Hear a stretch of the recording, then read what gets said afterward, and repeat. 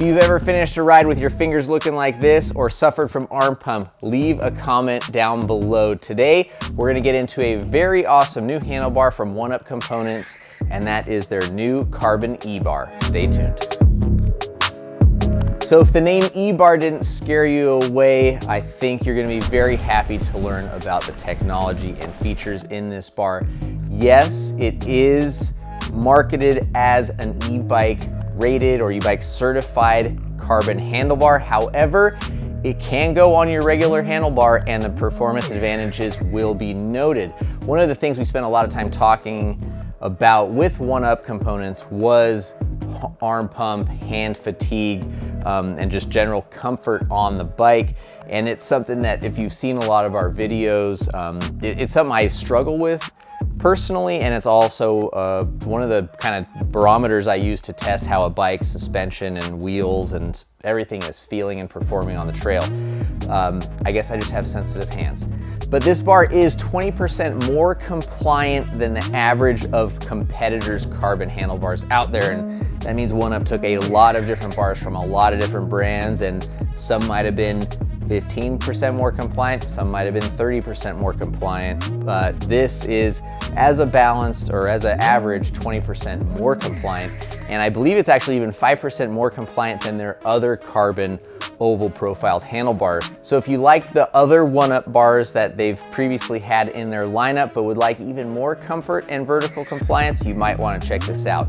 Now, this is where it's going to get interesting for all you tough guys out there. Don't think of vertical compliance as weak or like flexy or a noodle, okay?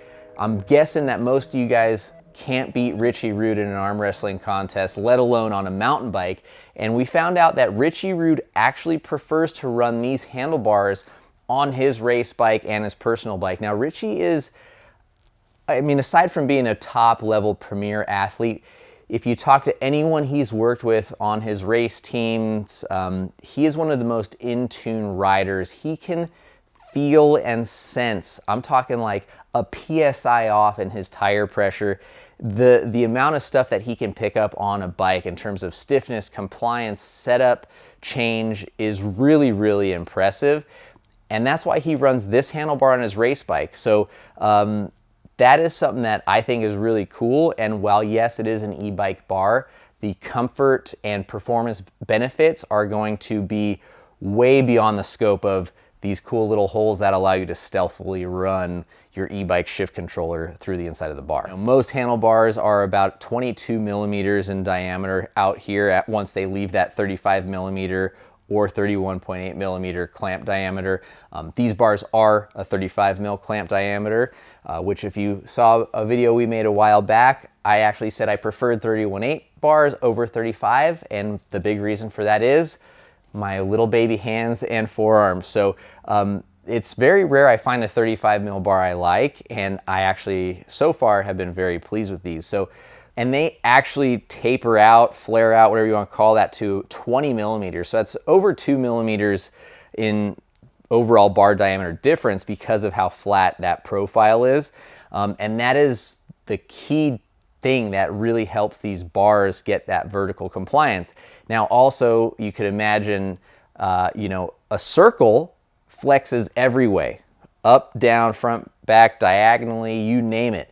With this kind of flattened out ovalized profile, you get the compliance that way, up and down. However, the strength going fore and aft is going to be actually really impressively strong. Whereas a circle, 360 degrees, you're getting flex. With that oval, the fore aft, which means your precision, the handling, the control on the bike is going to be really, really good. You're not losing that just because you're getting more up and down compliance. So moving on from what I think is actually probably the coolest and most important selling factor for me when it comes to examining this bar, we'll move into probably what OneUp thinks is one of the cooler parts, and that is the e-bike rated or e-bike certified. Now that means it has to pass some safety and certification standards for strength, lifespan, etc. But being that it's an e-bar, it has holes cut out in the bar. So the Either end of the bar will have holes. Also right here at the center of the stem, there is a hole. Now, the intent and purpose of these holes are that you can run the wires into the handlebar and out respectively to each of their sides. And it just helps with a cleaner, nicer cockpit appearance. Now, it is important to note that there is a lot of compatibility checking that the consumer, you need to do before buying these bars, if of course you want to take advantage of these kind of internally routed cables. It will work if you have a smaller than 6.5 millimeter connector wire that comes out, because that is what size it needs to be to fit through those holes. But Shimano steps controllers, the Bosch LED remotes will work. However, some of the others from like the Specialized Brose motor, Bosch's Purion display and controllers will not work. So there is a pretty robust list of compatibility and suggestions on OneUp's website, which we will link down below. Also worth noting is that there are some compatibility issues with single lock-on grips. So definitely take a check there. Make sure you've got the right grips that will work on these bars. The bars have an 800 millimeter width that can be trimmed down. There are nice markings. It has a 35 millimeter rise with an 8-degree back sweep and a 5-degree up sweep. As you can see, we've got the white decal kit on our bars. OneUp offers them in 10 different colors, from oil slick to black and every other bright color on the market. So definitely make sure you take a look at the options to try to match your bike or give your handlebars a little bit of flair out on the trail. So far, we've had these bars on our Trek Fuel EXE for a little while now. I trimmed them down to 777, which is kind of right in my comfort zone of handlebar widths.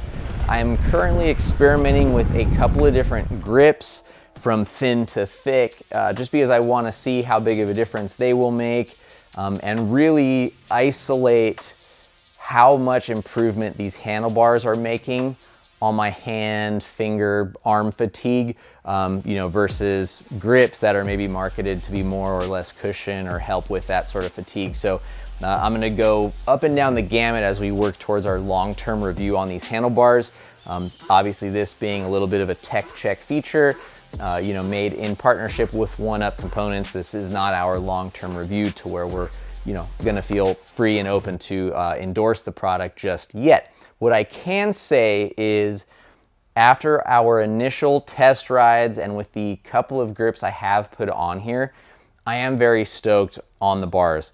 With that 35 millimeter rise, you definitely might need to drop some spacers up on the steer tube. I think I'll probably still come down about another 5 or 10 mil. I also want to switch these bars onto a couple of different bikes before we finalize our review. But what I will say is some of the test routes and tracks that we've taken this on are very famous for giving us the hand fatigue and arm pump that we look for when we're testing bikes and products.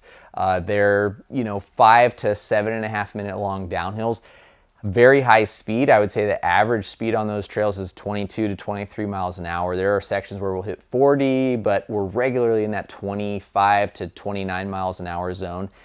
On the brakes, pretty hard, and very high frequency extended sections of brake bumps and chatter. I'm noticing a very big difference. I did like a 7,000 foot day at the bike park, followed by another couple thousand foot e-bike day for a film project 2 days ago. And then yesterday went out and rode this. I was tired and sore everywhere. And once I got to that downhill, I was expecting that fatigue to carry over into my forearms and my hands, as I felt the day before.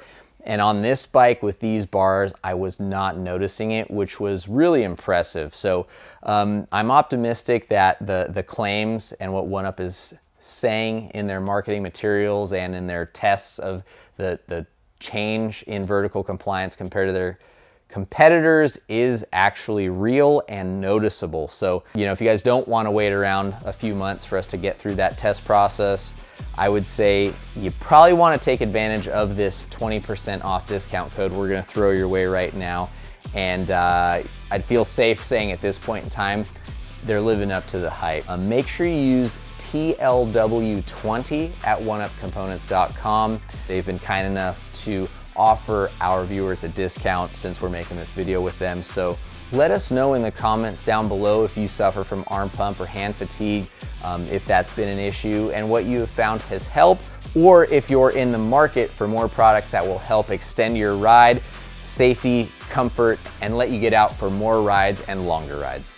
Thank you guys very much for watching. We appreciate it. Don't forget to subscribe to the channel for lots more fun videos, and we hope to see you out on the trails.